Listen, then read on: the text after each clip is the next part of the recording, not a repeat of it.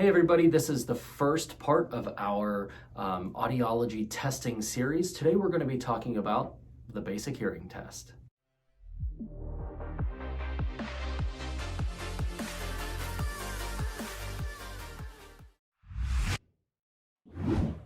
Hey, I'm Dr. Michael Squires. And I'm Dr. Carly Squires. This is Dr. Squires Squared. This is a channel where we have candid and casual conversations about anything and everything audiology. And if you don't know what audiology is, stick around, make sure to like and subscribe to this channel. We'll let you know everything you need to know.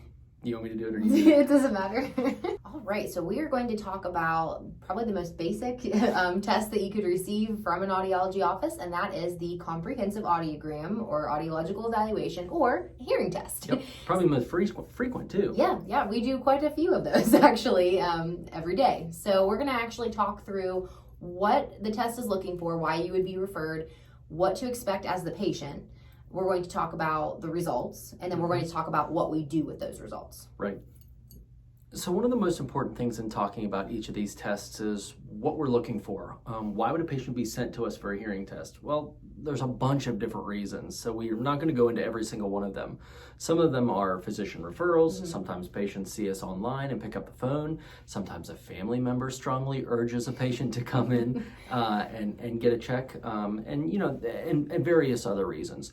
Ultimately, what we're looking for is the lowest level that patients can hear at certain pitches or certain frequencies. That will kind of give us a pattern or a shape of what we know as the audiogram. The audiogram is looking primarily at those frequencies or pitches that are most important for communication. So although the human ear is theoretically can hear between 20 hertz and 20,000 hertz frequencies or pitches, really our testing range is much smaller than that. Right, and we've had some people, get a little nervous about a hearing test, come in and say like, oh, I don't know if I heard that sound, or I'm holding my breath so I can hear every little sound.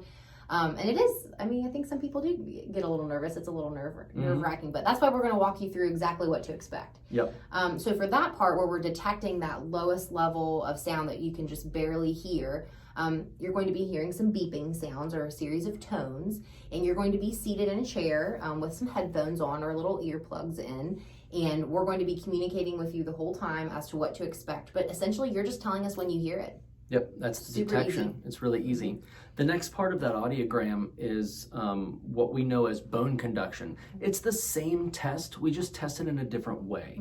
So instead of having little earbuds in the ear or headphones over top of the ear, we've actually got a little, what we call a bone oscillator, a little vibrating button that sits behind one of your ears. It's the same principle. Tell us when you hear the beep, but we're just testing that organ in a different way. And that gives us kind of a reinforcement of the results that we got on the first test. Exactly. And then the other part to that, beyond detection, is actually understanding and surrounding speech and how your brain interprets words and things in our language. Right. That speech testing gives us kind of a secondary view at what the brain is interpreting when it comes to sound. So we look at detection, and then we look at recognition. What can the brain or what can the ear detect? And then what does the brain do with those sounds if they're made loud enough that we know that it should hear them appropriately? So that's the testing itself. We're checking what the ear can hear, and then we're testing what the brain does with speech. So those two things make up the basic hearing assessment. Yeah, and on that part, we're just asking you to repeat words. Super easy. It's really simple, nothing to be nervous about. Yes. So when it comes to results of these tests, I typically tell patients that we're trained as audiologists to recognize patterns. So on an audiogram, we're looking for things to line up in a certain way. If they don't line up in a certain way, that kind of gives us an idea or some guidance as to what to do next. So normal hearing is the normal results. And it's really important to understand that there's no normal for your age, right? We hear that all the time. Every day. Every single day. Patients say, well, that's probably normal for my age. Nope. There's no, abnormal is abnormal. Hearing loss is hearing loss, and it's always treatable, right? So if you've got a hearing loss, really consider what that means in the long term, because there are Google it.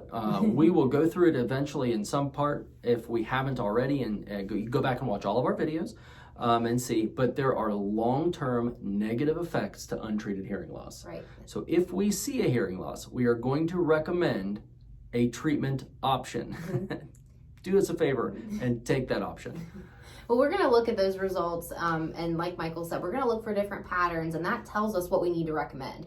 And that recommendation may simply be you need to go back to your primary care physician, Right. or you need to go see an ear, nose, and throat physician to investigate what is going on anatomically, structurally to cause this pattern or these issues that you're having. Right. Medical management might be something that's going to be your best option, and it might save you a lot of headache in the long term. Yeah, so we'll definitely go through all that. We typically explain the audiogram or that graph of your hearing so that you can kind of visually see what's happening there and what results we're looking at. So we'll explain all of that, and then we tell you that day what we're going to recommend in terms of management or treatment of that issue, if there is one that we find. Right. So we'll either refer you back to your primary care or to like a specialist for medical management.